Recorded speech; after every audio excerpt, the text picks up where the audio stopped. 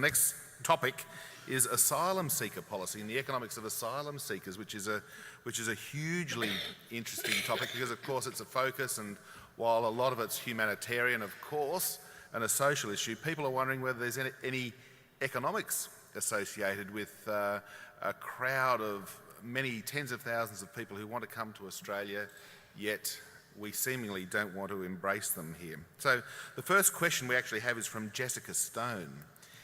Is she in the crowd there? Thank you. Yeah, yes. She is. Got so the microphone, Jessica, big loud voice.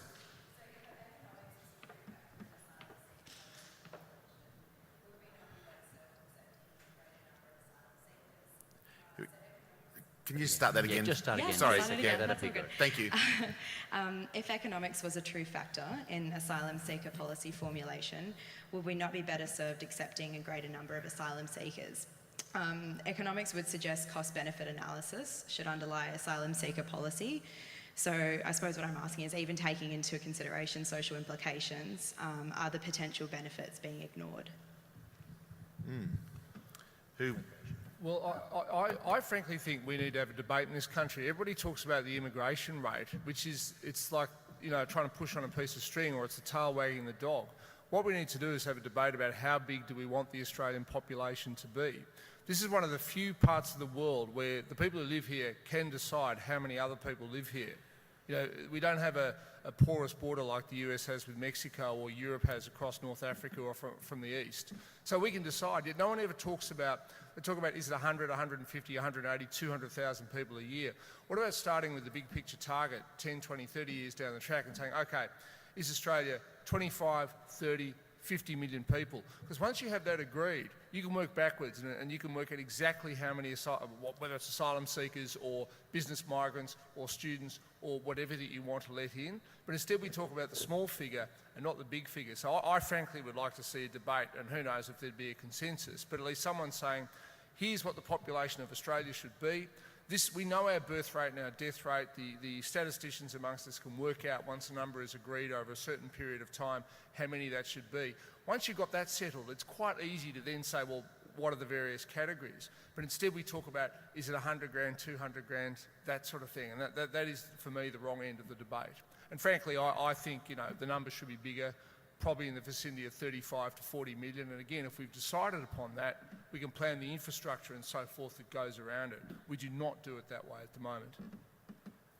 So even if we did take up Tom's idea that we have a long-term target, we'd still have to have short-term program to get there. And I think Australia is one of the few countries in the world that does have an official program.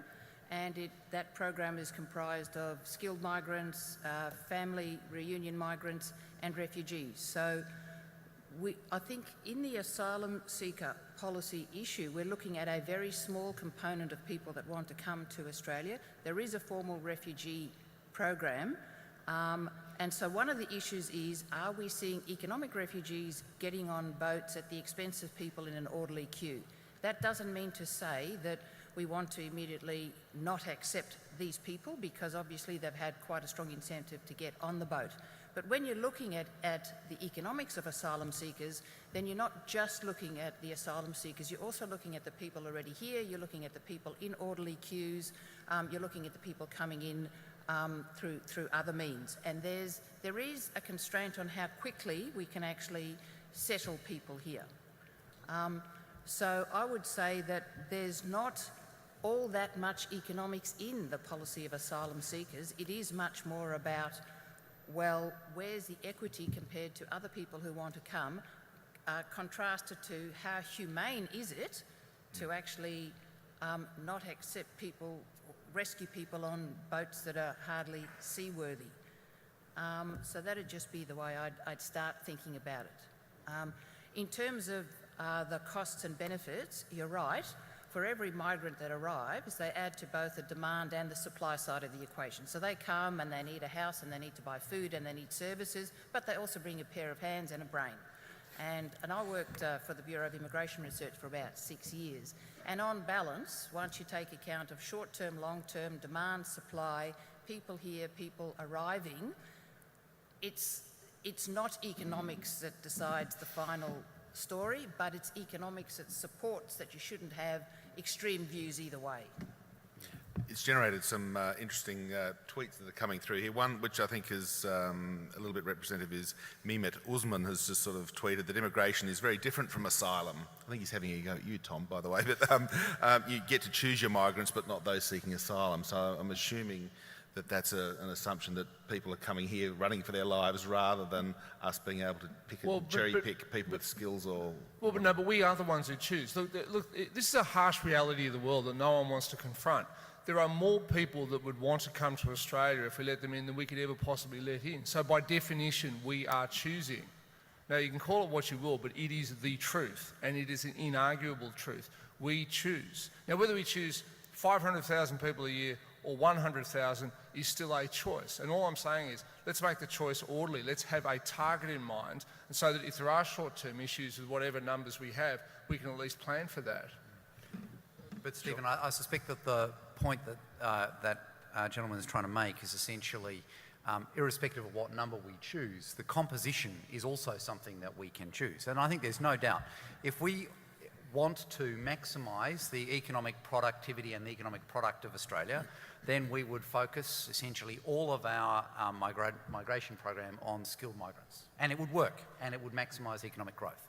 But I'm not sure that that's the only thing that we care about. I hope it's not the only thing we care about. And the reason that countries around the world for generations have taken refugees is essentially because of humanitarian considerations, and that's what's obviously on the table. Then we've also got the issues that Lynn mentioned around the equity of the queue, and then there's also issues around the sheer practicality of what we do about the fact that, you know, when people do show up on boats, it's very hard to make them, you know, magically disappear. You know, we actually have to deal with that reality when they're, as they appear here. So I think that the asylum seeker issue, you can't approach it by asking what's going to maximise the economic growth of Australia, because by definition, that's not what we're mainly trying to do. Right. I mean, I think it's really important to go back to the basics and think about what an economist thinks about this. Now, economists actually are in favour of the free movement of labour and capital. So I think that's where we've kind of got to start when we think about this. I mean, when my great-grandfather came from England, he didn't have a visa, I don't think. So, you know, you can then make a case for basically having an open border, both in terms of labour and capital movements. I guess what you then do is to say, well, let us add in some institutional features of the arrangements. And I think the point is that John is right, that if you were going to be maximising the economic benefits of immigration, you would be focusing on skilled migrants, and I would also add in, you would have temporary migrants, and you'd have university students who are going to end up as permanent migrants because they're basically trying before they buy, they learn their higher education here. So and I mean, I think the literature's pretty clear that we have that. I absolutely then accept that the other two core components of the immigration program, the family reunion, although there are some economic benefits, I'm sorry about that, it's probably the Minister. Probably Rupert. Or not, is that we do these things, family reunion, a little bit of economics there, but the refugee program is essentially done for social policy reasons. And I don't think we need to back away from that. You know, I think this is the kind of, you know, I think in many ways our total immigration program has to be a program about what we want to look like as a country, and it's not just about economics. And I think that's a really important thing if you're going to become an economist, that you don't kind of close your eyes to social policy issues. The final thing I would make, though, is that because there has been so much controversy over the asylum seeker issue, my fear is that it has undermined, it's a sort of political economy point, that has undermined the population's confidence in the immigration program more generally. We have an incredibly substantial immigration program, and we have had since the time of John Howard. I mean, it's adding between 50 and 60% to population growth each year, in addition to our natural increase. So that is my fear, that there will actually be a loss of public confidence in the larger immigration program, and I include in that the temporary program, which I regard as a really good feature of the program, by virtue of the asylum seeker issue not being handled well. Alice He's got some very good questions. I'm not sure which one she wants to put to the panel, but where is Alice, please? Yeah, in the middle there, thanks, because there's some, yeah, she's got a couple of very good comments that will be good to hear. I've got a question that I pre-prepared here. So the government says that the PNG solution is economically sufficient. However, it also jeopardises Australia's human rights record and its reputation among the international community. So my question is our human rights record and commitment to international obligations a justifiable trade-off for this economic benefit? Thank you. Well, I mean, ultimately that's a question, Alice, for us as a community to decide. I think what you've heard really all of the colleagues on the panel say is a point that I would endorse very strongly, and it is something for you as aspiring young economists to think about, and that is that economics is not the only dimension of human welfare, nor is it the only thing that we're trying to maximise here. We are trying to build a society and a nation, not just an economy. It is important to avoid conflating different issues, and we don't want economic incentives effectively to muck up what is the economic component of our immigration program, as Lynn was saying. We want to preserve a genuinely humanitarian approach to circumstances where people are genuinely in need. I mean, anyone who didn't want to do that surely would be less than sentient. We have to be rational and sensible about it. We can't be there to rescue the entire world, but we do need to preserve our humanity. I don't think that any economist who gives the matter thought within a broader context would come to a different conclusion about that. But at the margin, trying to keep one category separate from the other, that's the challenge, and that's where things like the PNG solution come in. In the end, though, if we think about humanitarian issues purely and simply in narrow economic terms, then they've ceased to be humanitarian issues, and we've ceased to be humanitarian in our approach. There's a question for Tom here from Ingrid, and it's relating to your point that you made before, having a population goal and achieving that. So just assume we've got a population goal of 35 million people in 20 years' time, whatever. What do we do with asylum seekers and refugees once we reach that population goal? We'll make a new goal. I mean, the point is, you know, that's what happens. There's never any static target. I mean, even in centrally planned economies, they have a 5-year plan. They get to the end of the 5 years, they do another one. I went to China in the very early 80s, and I remember talking to someone about it. I was a young economics student, and it was fascinating to see central plan. I also went to the Soviet Union in 1987, which, you know, it seems obvious it was going to collapse now, but I mean, back then it wasn't obvious, especially as we had someone from the KGB following us around everywhere we went, but none of that will mean anything to most of you. Look, we would have to make a new goal, but the point is, if we can make a goal that goes out 20 or 30 years, that's about as long-term as any institution in Australia has ever planned. Let's be honest, it's probably longer than most. I'd say if we could successfully get to a goal within 20 years and fulfil it, and our biggest problem was trying to work out what our new goal was by then, well, I'd say we would have, in the medium term, succeeded. But you know, it will never be static. I mean, who knows? You know, we might find a way to power our economy that has zero carbon emissions, for example, by then. So the whole concept of population density for a given amount of land might change completely. I mean, I just don't know. But what I do know is you've got to make goals based on what you know now, and that's what we're not doing. Yeah, some really good questions coming up on the Twitter account. I wish I could get them asked of the panel, but we've got a limited amount of time. But there is a question from Robert Friedman. Robert, are you there to ask the panel the discussion? Right slap bang in the middle again, so we'll just wait 10 seconds. We don't have that big boom. But yeah, the Twitter account's just got some fantastic questions. So if you're not looking at it now, when you get home, have a look at the hashtag and just see what's being discussed at the moment, because it's very interesting. Thanks. My question is about productive contribution of the asylum seekers. So assuming that it is true that Australia has benefited economically from previous waves of asylum seeker migration, post-war European, Vietnamese, Lebanese civil war, etc., is it likely to occur with the more recent waves from the mid-90s and post-2000? And what can the government and society do to enable similar productive contribution as in years gone by?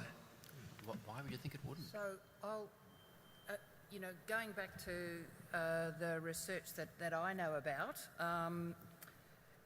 what you find with refugees and with asylum seekers is, of course, many of them are very traumatised when they first come here, but within 2 to 3 years, they come here with such a desire to do well that they've started to really contribute.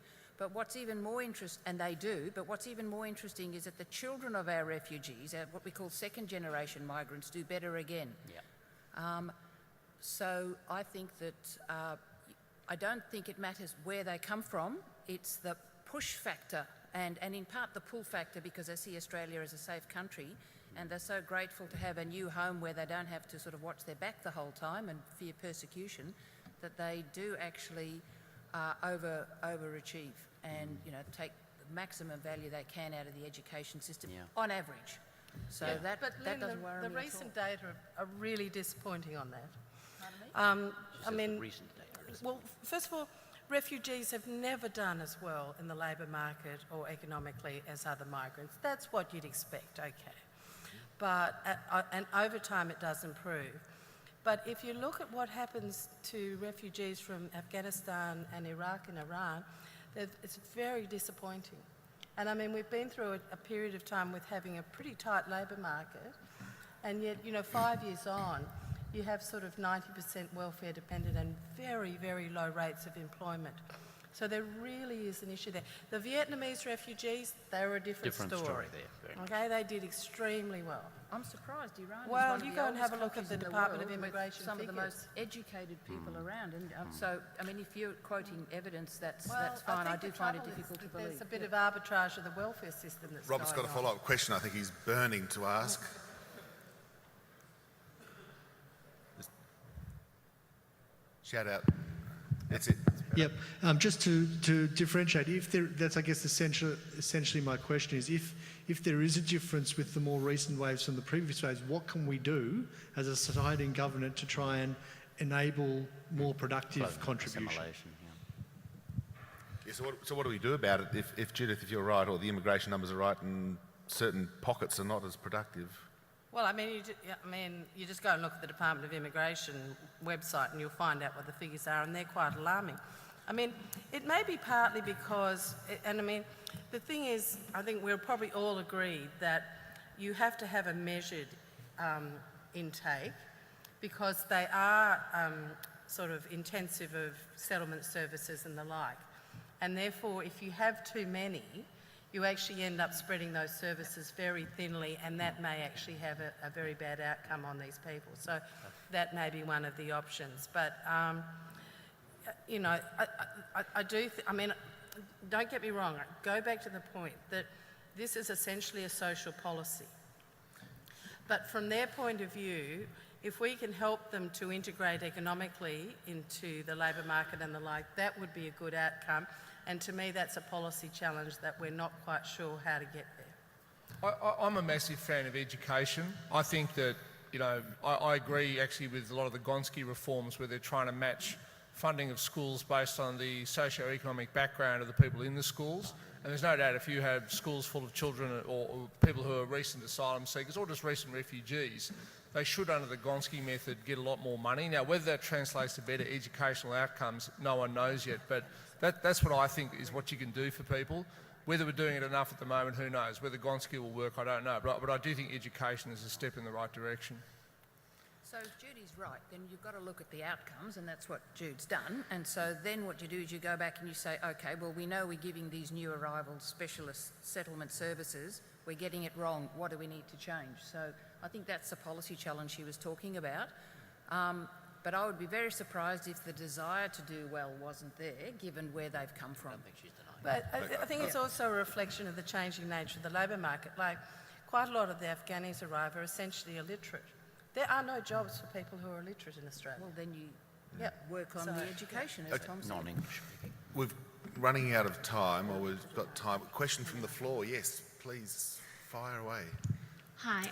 Judith, you just touched on this then, but if we did perhaps stop offshore processing which is costing the government billions of dollars, and then put into integrating asylum seekers into society, giving them language lessons, allowing them to be fit, improving their resumes, be fit to obtain jobs.